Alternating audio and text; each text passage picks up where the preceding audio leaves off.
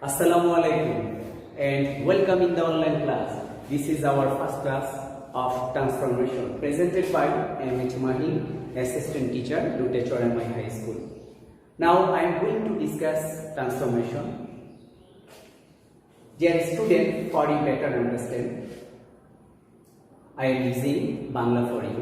সুপ্রিয় শিক্ষার্থীরা, আমি বাংলার ইংরেজির পাশাপাশি বাংলা ভাষা ব্যবহার করছি যাতে তোমাদের বুঝতে সুবিধা হয়। আজকে আমি একটি ন্যারেশনের পরে একটু নতুন টপিকস নিয়ে এসেছি, সেটা হলো ট্রান্সফরমেশন।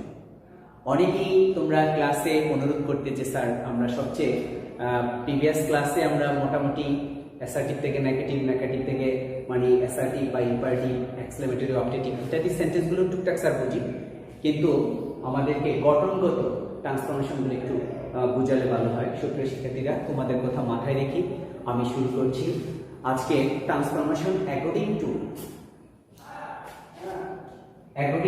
স্ট্রাকচার। তাহলে আমরা মূল পর্বে চলে যাচ্ছি।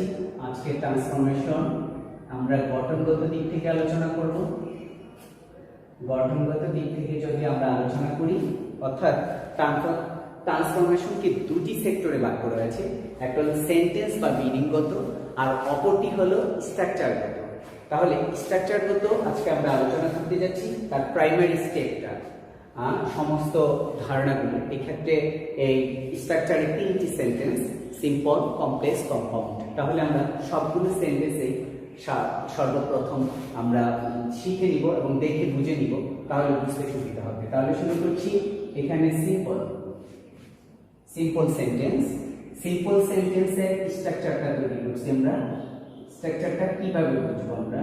সিম্পল সেন্টেন্সের স্ট্রাকচার হচ্ছে যে number 1 subject, number 2 finite verb. আচ্ছা, তার আগেও একটি প্রশ্ন থেকে যায়, যদি আমরা ডেফিনেশন দেই যে what is simple sentence? A simple sentence is a sentence consisting of only one subject or one clause with a single subject or predicate। অর্থাৎ এই ক্ষেত্রে একটা ক্লোজ থাকবে। আর যদি প্রশ্ন করো এই ক্ষেত্রে যে sir what is close? Close হলো বাক্যাংশ যেখানে একটা সাবজেক্ট থাকবে, একটা ফাইনাইট ভার্ব থাকবে, এটা হলো একটা ক্লোজ। এই পর্যায়ে আমরা স্ট্রাকচারটা দেখলাম, সাবজেক্ট, ফাইনাইট ভার্ব। তোমাদের কাছে প্রশ্ন থাকতে পারে যে স্যার ফাইনাইট ভার্ব আমরা কিভাবে চিনব? ফাইনাইট ভার্ব হলো যে সাবজেক্টের সাথে যে ভার্বের সম্পর্ক থাকে, অথবা যে সাবজেক্ট এবং টেন্সের উপরে ভিত্তিক, পার্সনের উপরে ভিত্তি করে ভার্ব পরিবর্তন হয়ে থাকে, যে ভার্বটা, সেই ভার্বটা হলো ফাইনাইট ভার্ব। অথবা আরো সহজ করে যদি আমরা বলি যে ভার্বের তিনটি ফর্মই হলো ফাইনাইট ভার্ব। সুপ্রিয় শিক্ষার্থীরা, আশা করি বুঝতে পেরেছো। এরপর যে আমরা স্ট্রাকচার দেখলাম যে সিম্পল সেন্টেন্সে একটা সাবজেক্ট থাকবে, একটা ফাইনাইট ভার্ব থাকবে। আচ্ছা, তারপর আরো সহজ করে যদি আমরা বলি, তাহলে ফোকাসিং পয়েন্টগুলো দেখব যে কি কি থাকলে আমরা বুঝবো যে সেটা সিম্পল সেন্টেন্স। আচ্ছা, এই ক্ষেত্রে ফোকাসিং পয়েন্টস বা operational points, focusing points. Number 1 focusing পয়েন্টে নাম্বার 1 এ 2 যোগ B1। আচ্ছা, অর্থাৎ যদি ভার্ব এর পরে ভার্বের মানে 2 যোগ B1, এটা হলো ফোকাসিং পয়েন্টের একটা, কারণ B1 যোগ ভার্বের সাথে আইএনজি। তারপরে হবে যে B3 focusing point, B3 number 4 হবে যে because of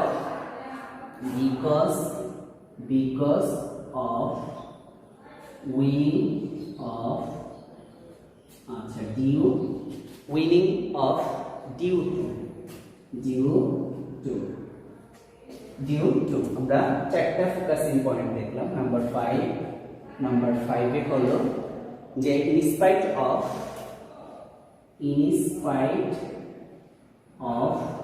যোগ B1 ভার্বের সাথে আইএনজি, B1 ভার্বের সাথে আইএনজি। আচ্ছা, তারপরে হলো 5টা গেল ফোকাসিং পয়েন্ট। নাম্বার 5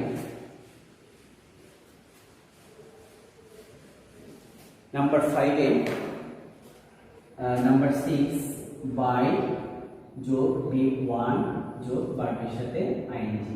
নাম্বার 7 এ হলো উইদাউট যোগ B1 যোগ ভার্বের সাথে আইএনজি। নাম্বার 8 এ হলো প্রিপোজিশন যোগ টাইম, প্রিপোজিশন যোগ টাইম, প্রিপোজিশন যোগ টাইম। নাম্বার 9 এ হলো টু যোগ টু যোগ টু। আচ্ছা সুপ্রিয় শিক্ষার্থীরা, এগুলো হলো ফোকাস পয়েন্ট, পরে আমি বিস্তারিত বুঝিয়ে দিচ্ছি। ফোকাসিং পয়েন্ট গুলো নাম্বার 9 পর্যন্ত গেল। এবার হলো 10 enough dot 2। তারপর হলো নাম্বার 11 হলো আর্টিকেল যোগ অ্যাডজেক্টিভ যোগ নাউন। আচ্ছা তারপরে হলো যে সাবজেক্ট। সুপ্রিয় শিক্ষার্থীরা, যদি আমরা উপরে যে 11টা স্টেপ দেখলাম, ফোকাস পয়েন্ট দেখলাম, সেগুলো যদি আমরা সিম্পল সেন্টেন্সে খুঁজে না পাই, তাহলে সাবজেক্টকে ইন্ডিকেট করে আমরা সিম্পল সেন্টেন্স বের করব। সাস এক্সাম্পল আমি দেখাচ্ছি, যেমন একটা এক্সাম্পল দেখো, health is well, health is well. সুপ্রিয় শিক্ষার্থীরা দেখো, আমি যে 12টা ফোকাস পয়েন্ট দেখালাম, মানে 11টা সর্বশেষ হলো সাবজেক্ট আইডেন্টিফাই করে, সেই ক্ষেত্রে এখানে আমরা একটা ফোকাস পয়েন্ট পাই নাই, তাহলে এটাকে কিভাবে ধরে নেব সিম্পল সেন্টেন্স? এটাকে সাবজেক্টের উপরে ভিত্তি করে সিম্পল সেন্টেন্স ধরে নেব। কারণ কথাই ছিল যে সিম্পল সেন্টেন্সে একটা সাবজেক্ট আর একটা ফাইনাল ভার্ব থাকবে, তাহলে এটা সাবজেক্টের উপর ভিত্তি করে একটা এটি simple sentence, it's a simple sentence. সুপ্রিয় শিক্ষার্থীরা, আশা করি বুঝতে পেরেছো। আজকে আমরা পরিচয় করিয়ে দিচ্ছি যে কিভাবে কোন সেন্টেন্স আমরা কিভাবে চিনব। সুপ্রিয় শিক্ষার্থীরা, এই পর্যায়ে আমরা চলে যাচ্ছি কমপ্লেক্সের মধ্যে, যে আমরা জানলাম, এবার আমরা জানবো কমপ্লেক্স। আচ্ছা কমপ্লেক্সের স্ট্রাকচার দেখি আমরা।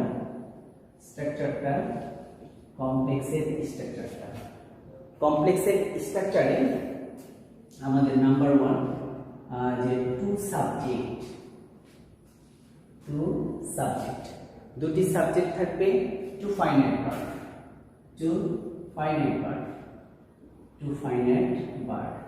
দুটি ফাইনাইট ভার্ব থাকবে। আচ্ছা বুঝতে পারলাম আমরা। আর আমাদের কি থাকবে? যেটা হলো অপারেশনাল পয়েন্টস বা ফোকাসিং পয়েন্টস। আর এই ক্ষেত্রে কমপ্লেক্সের ফোকাসিং পয়েন্টটা আমরা খেয়াল করি, ফোকাসিং পয়েন্টসটা আমরা খেয়াল করি কি থাকবে। এছাড়া যে এই ক্ষেত্রে যে প্রিন্সিপাল ক্লোজ এবং সাবঅর্ডিনেট ক্লোজ, মানে সাবঅর্ডিনেট কনজাংশন দ্বারা যুক্ত থাকবে। যে সাবঅর্ডিনেট ক্লোজ এবং প্রিন্সিপাল ক্লোজ যে সাবঅর্ডিনেটিং কনজাংশন দ্বারা, সাবঅর্ডিনেট কনজাংশন দ্বারা সংযুক্ত থাকবে। তাহলে সাবঅর্ডিনেট কনজাংশন গুলো কি আমরা সেটা দেখে নিই। ফোকাসিং পয়েন্ট যে subordinate conjunction, subordinate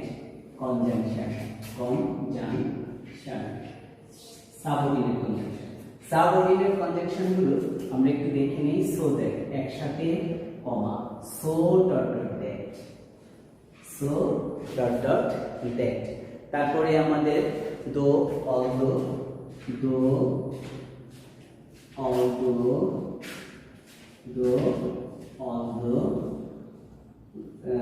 so that, দো, অলদো, তারপরে as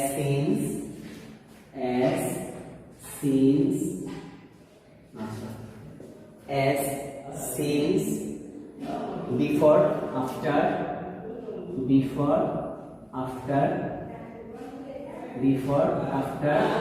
till, until,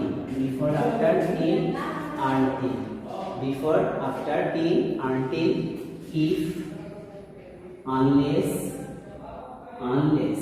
relative pronoun,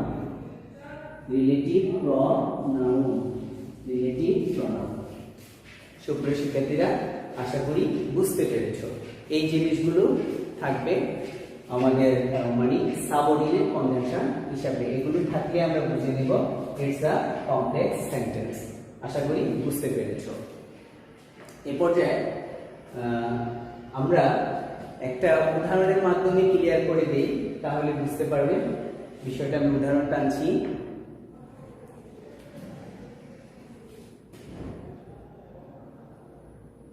Example with explanation আমি উদাহরণের সহিত আবার ব্যাখ্যা করে দিচ্ছি, তাহলে ক্লিয়ার হবে যে example with explanation আচ্ছা, he works hard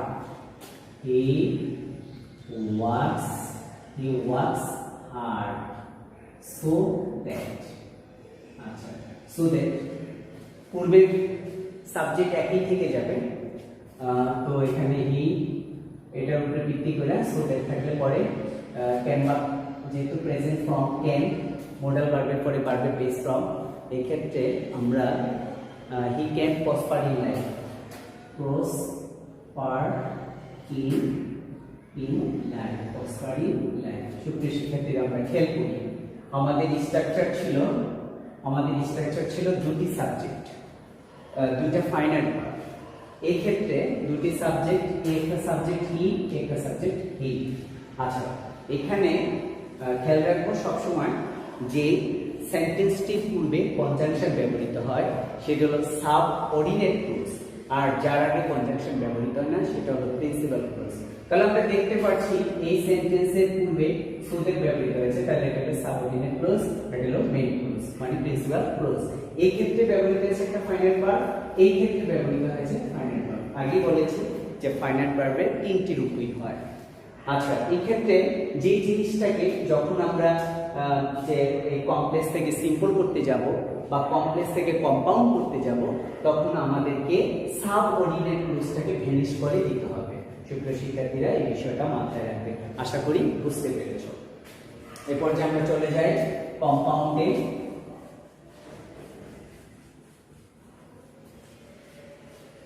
আর এই ক্ষেত্রে তো যে কনজাংশনগুলো দেখালাম মাঝখানে, তো সেই কনজাংশনের একটি কনজাংশন ব্যবহৃত হয়েছিল সো দ্যাট, তাই ইটস আ কমপ্লেক্স সেন্টেন্স।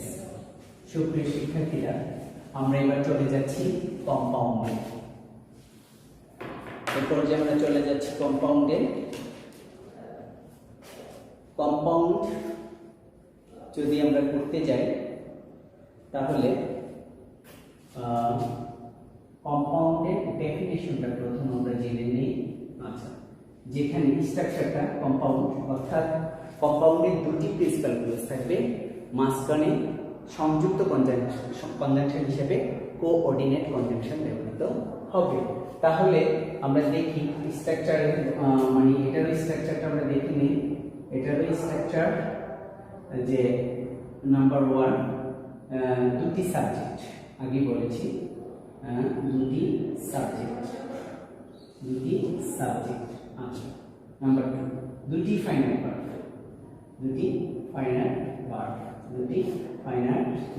পূর্বে শিখিয়েছিলাম দুটি ফাইনাল ভার্ব।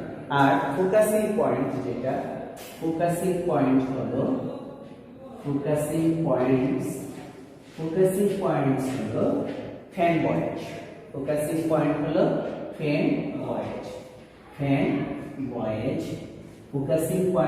Fan voice.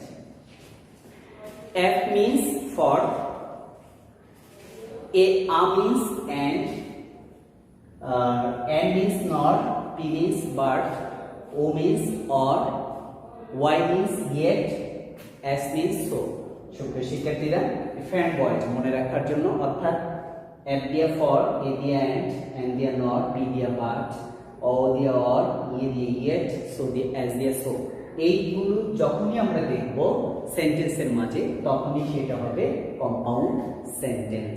সুপ্রিয় শিক্ষার্থীরা, আশা করি আইডেন্টিফাই করতে পেরেছো।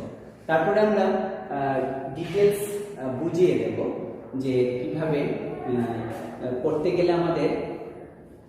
এবার আমরা একটা উদাহরণ দিয়ে বুঝিয়ে দিই, তাহলে বুঝতে পারবে সুপ্রিয় শিক্ষার্থীরা তাহলে বুঝতে পারবে যে ক্ষেত্রে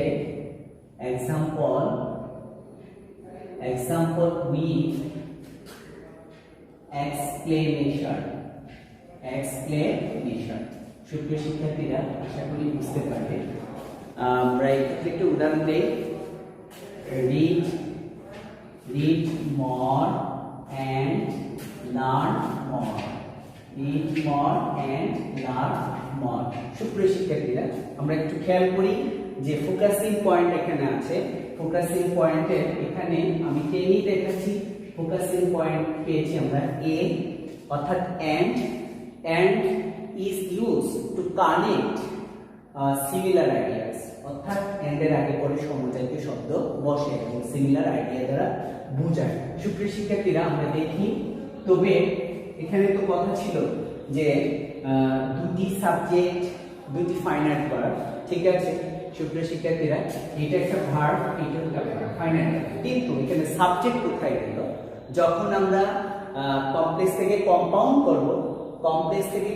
করব, এই সেন্টেন্সটা আমি কমপ্লেক্স থেকে কম্পাউন্ড করেছি, তখন ডিটেইলস বুঝিয়ে দেব। তবুও একটু শর্ত রাখি, explore subject in case of second person.